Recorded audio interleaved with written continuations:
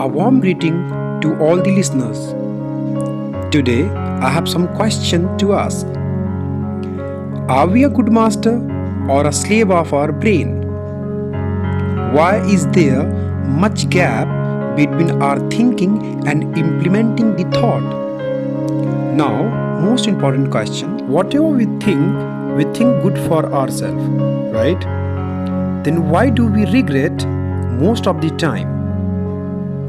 So to answer this question, we need to understand our brain. Have you ever thought of this? That whenever you sit to study or wants to accomplish some good task, you get some other important thing to do. That may be to make an important call, to text someone, to buy something from the market, or to do something more important than that of your study. And after some short of time, you get that your study is important. Every day you promise to yourself that you will study, you will be productive instead of being busy. You promise, right? You also promise that you will exercise to make yourself fit and healthy. You promise to defeat your procrastination. Don't you promise? You do, right? Then why don't you fulfill your promises? Do you have any reason? Actually, it's not your fault. It is a plan of our brain to defeat us because our brain wants to be our master. Your brain will give you many options whenever you sit to study, whenever you want to do some important task that is really important for you. Why does our brain give these options? It gives because it wants you to get distracted from your main task. Let me take an example to make it more clear. Suppose you want to start running. As you think of this thought, you will feel happy and energetic. The reason why? Because you know the importance of running, right? You know by running you will keep your body fit and will bring glow to your personality. And next day you plan to execute the plan. Now you are super excited. As morning comes and it's time to go for running, your brain will play its plan to defeat you. It will throw its first plan, and that is, why don't you start from tomorrow? Let's sleep for today and we can start running from tomorrow.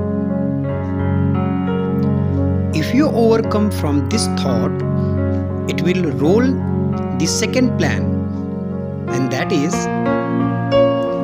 let's sleep for 5 more minutes. Why is this much hurry? After 5 minutes, I can start running. Haven't you experienced this? If you overcome from this thought also, it will roll the next one, and that is, today you can just walk because it is your first day, and from tomorrow you can start your running. If you defeat this plan too, then after 1 kilometer, your brain will throw another final thought to rule on you. And that is, for today, 1 kilometer is enough, and most of us become prey to our brain after this thought. And our brain wins here. Only few say no to this thought and take one step forward to defeat our brain, and those who do, they win. It is true in all aspects of our life. Our brain should be our slave because brain is worst master but a best slave.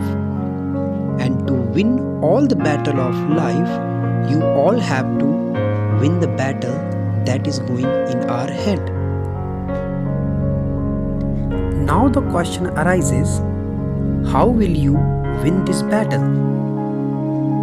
Let me tell you, to win this battle, you have to defeat your brain.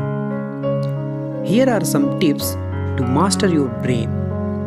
Tip number 1. Whatever you think to do it at that moment, because it will help you to control your thought.